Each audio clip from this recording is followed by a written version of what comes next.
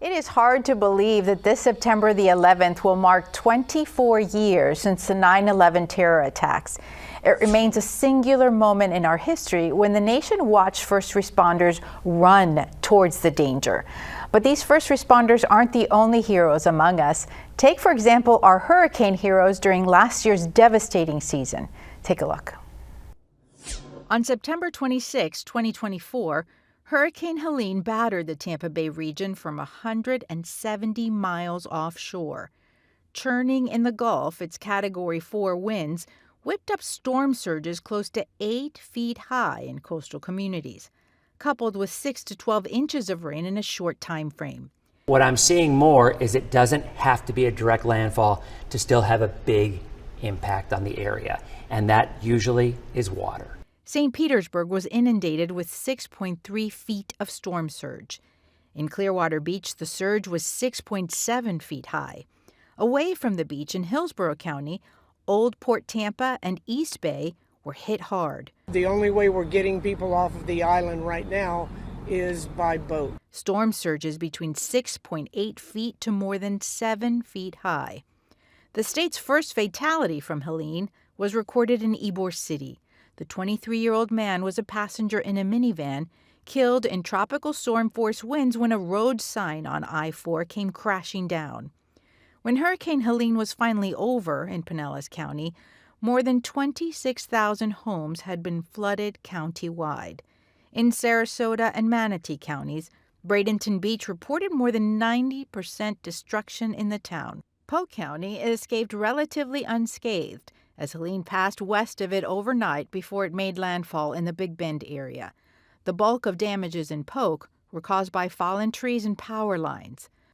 And just 13 days after all of this in Helene came Hurricane Milton, a Category 3.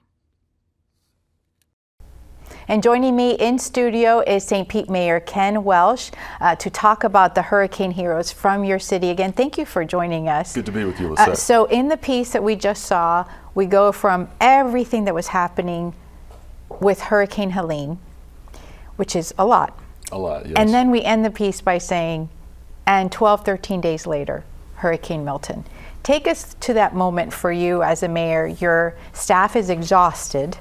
They've been working all of these hours after Hurricane Helene, and now they're preparing for Milton with all the debris that's out there in the danger of becoming dangerous projectiles. Take us to that moment for you. What was that like? Well, I think what the community really needs to know is the sense of calm and professionalism throughout our team. From Amber Bolding and Megan Orlando, our EMS team who led that effort. There was never any panic.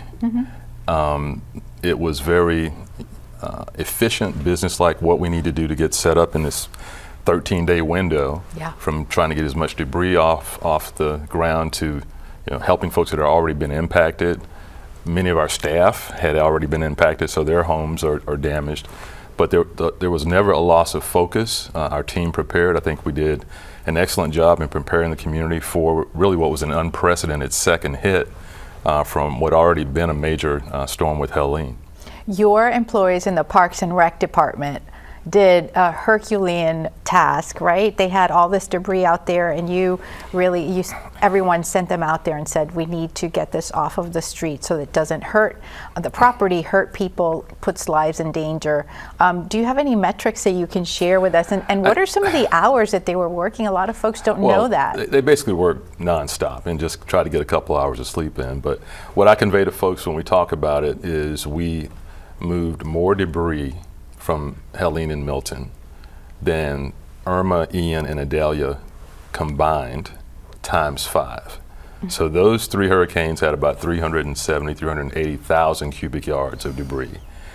Helene and Milton had 2.1 million cubic yards of debris.